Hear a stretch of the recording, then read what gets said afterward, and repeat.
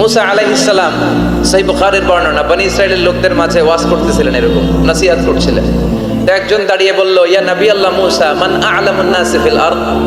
হে মুসা নবী, জানতে বড় মনে চায় বর্তমান পৃথিবীর সবচেয়ে বড় জ্ঞানী কে? মুসা আলাইহিস সালাম কয় আমি। মুসা আলাইহিস সালাম কি বললেন? আনা।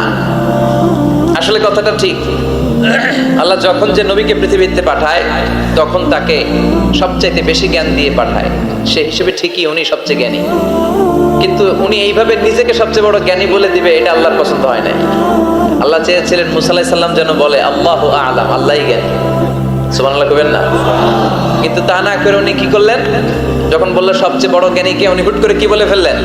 আনা, আমি। আল্লাহ এটা পছন্দ করেনি। আল্লাহ ডেকে বললেন, মুসা ইউ আর অ্যাবসলিউটলি রং, তুমি ভুল করেছো, তুমি সবচেয়ে জ্ঞানী নও, তোমার চেয়ে বড় জ্ঞানী আছে। সুবহানাল্লাহ পড়েন।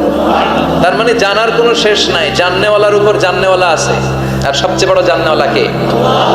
তাহলে আমি সবচেয়ে বড় জ্ঞানী, আমি আল্লামা, এটা বলতে পারে শয়তান। চিল্লা এখন ঠিক কিনা? এজন্য আমরা যেন নিজেকে নিজে সবসময় ছোট করে উপস্থাপন করি, তাহলে আল্লাহর দরবারে আপনি বড় হয়ে যাবেন। কথা বুঝতে পেরেছেন? আল্লাহ আমাদের সবাইকে কথাগুলো বুঝার আমল করার তৌফিক দান করুক। আমরা পড়ি আমিন। হয়ে যাবে।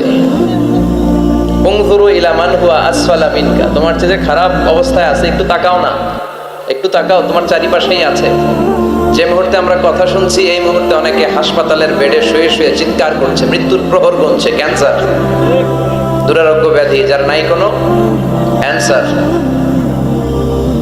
আমার বাড়ি নাই, আমি বাড়ি চাই, গাড়ি চাই, আরো টাকা চাই, আরো পয়সা চাই, আরো খ্যাতি চাই, আরো অনেক কিছু চাই। ক্যান্সারে আক্রান্ত রোগীটা কিচ্ছু চায় না, খালি বাঁচতে চায়। ওর বাঁচার বড় শখ।